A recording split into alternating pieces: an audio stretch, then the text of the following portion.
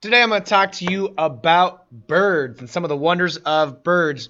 Birds affect our lives in many different ways. We see birds out in nature, but a lot of times we don't understand some of the things about some of these birds. Birds are in the animal kingdom because they have a nucleus.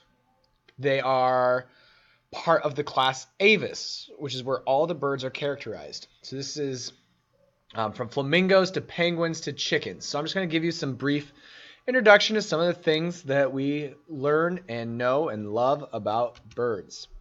What we see here in this video is how a flamingo, actually when it's eating, turns its head upside down. So this is a unique feature of how they capture just what they are trying to take in the water. Hey, Nick. Yeah.